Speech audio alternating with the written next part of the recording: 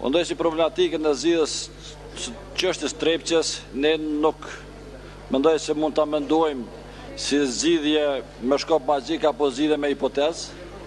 Trepça si kompleks do të fillojë ta marrë rolin e saj zhvillimor duke kaluar në për disa fazat e domosdoshme ligjore dhe procedurale. Spaku parashihen ose do duhet të kalonte nëpër 4 faza të saja. Hapin e parë vetëm se kemi bërë në seancën e 19 janarit, ndaljen e falimentimit të Trepçës. Tani jemi në fazën e dytë, në adoptimin e saj me anë të ligjit për ndërmarrje publike. Faza e tretë do duhet jetë strategjia për Trepçën dhe faza e katërt ligji i veçantë për Trepçën. Ne si kuvend hapin e parë kemi bërë dhe kemi ndalë falimentimin e Trepçës. Ky është një falimentim i qëllimshëm, nga individ të papërgjegjshëm dhe përbën vepër penale sipas kodit penal të Kosovës.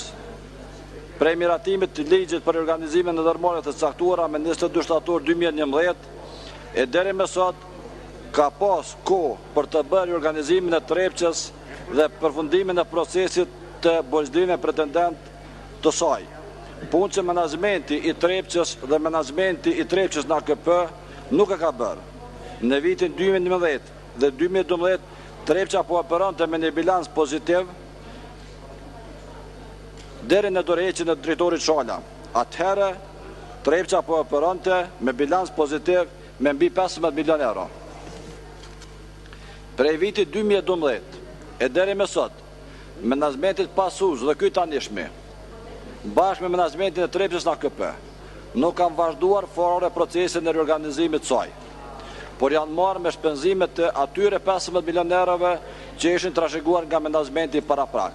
Ata në vend se të ishin në kontakt me dhomën e veçantë të gjykatës speciale, e cila kërkonte nga menaxhmenti i Trepçës dhe AKP-s për procedurat e organizimit, dhe ky menaxhment po e injoronte në vazhdimsi kërkesat e dhomës së veçantë. Menaxhmenti përgjegjës i Trepçës dhe AKP-s në Trepçë, si duket ishin fokusuar në falimentimin e saj, sepse në kohën kur në gjykat po vendosej për fatin e Trepçës, ata po shpenzonin 15 miliona e grumbulluara në projekte pa lëvërdi për Trepçën, bile në projekte që veç kishte pas investimet të kaluara në Trepçë. Në këtë periudhë, kur po shtershin afatet ligjore për Trepçën, menaxhmenti i saj dhe ai i AKP-s kanë bërë kërkesë bordit të AKP-s për lirimin e mjeteve financiare për reaktivizimin e prodhimit në fabrikën e zink oksidit. Kërkesë që ishte aprovuar dhe nga llogaria e ngrirë ishin ndarë 495.000 euro për projekte që Trepça në vitin 2004 e kishte investuar një herë. Prandaj, në seancën e fundit, apo të paraprakën kur ka qenë me datë 19, kur kemi kaluar ligjin për organizimin e ndërmarrjeve të caktuara, kam kërkuar nga organet kompetente të hetësisë që të hetojnë se si u shpenzuan mbi 15 milion euro të bilancit pozitiv Trepçës, në veçanti shpenzimet në investime në projekte pa lëvërdi, në projekte që janë investuar nga dyja për të njëjtin qëllim, sepse në vitin 2004 AKP kishte investuar 1.5 milion euro në projektin e reaktivizimit të fabrikës e zink oksidit, për të cilën në vitin 2004 pra AKP në bashkëpunim me menaxhmentin e Trepçës ka ndarë edhe 495.000 euro. Të nderuar kolegë deputet, sërish kërkoj llogaridhënie dhe hetim ex officio nga organet e hetësisë, sepse Trepça sot operon me minus, nga llogaria, nga operimi me plus 15 milion euro, tani operon me minus dhe u tentua që në minus edhe të falimentojë, të krijohet përshtypja se Trepça nuk është zoja ta mbaj vetveten. Të nderuar kolegë, i kthehemi edhe një herë hapit 2 që duhet bëjmë. Dhe kjo është aprovimi i ligjit të cilin e kemi në shqyrtim sot. Këtë ligj apo projekt ligj e mbështes duke kërkuar riformulimin e nenit 3 apo 11.3 dhe me kalimin e këtij projekt ligji ne do hapim rrugën për hapa 3 dhe 4 apo fazën 3 dhe 4 që janë strategjia për Trepçën dhe ligji për Trepçën. Sepse me kushtetut të Kosovës Ne në 122, pasuritë e mineralet të Kosovës janë të mbrojtura dhe sigurohen me ligj të veçantë. Dhe ne këtë do ta bëjmë dhe po kërkojmë ta bëjmë.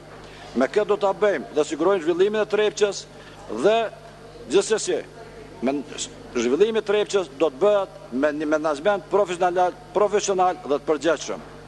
Dhe kur jemi te kjo pikë, edhe një ngrej dyshimet e mia, që janë edhe të shumë qytetarëve të Kosovës. Prandaj kërkoj edhe nga organet e drejtësisë që të nxjerrë të vërtetën. A deshi menaxhmenti AKP-s, njësia Trepçës dhe menaxhmenti Trepçës që heshtazi ta dërgoj Trepçën në likuidim për të mbuluar keqpërdorimin e mjeteve financiare në vitet e fundit dhe disa viteve paraprake.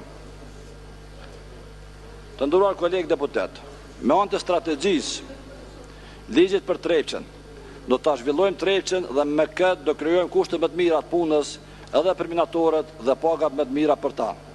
Minatorët dhe punëtorët e Trepçës dua t'i falenderoj për punën që kanë bërë dhe po bëjnë në vazhdimsi në Trepçë. Punëtorët, minatorët, inxhinierët kanë bërë për shumë vite punë të shkëlqyeshme me pagesa minimale edhe pa pagesa që Trepçën fillimisht pas luftës ta shpëtojnë nga përmbytja, pastaj ta shpëtojnë nga plaçkitja dhe edhe ta funksionalizojnë dhe fillojnë ta zhvillojnë.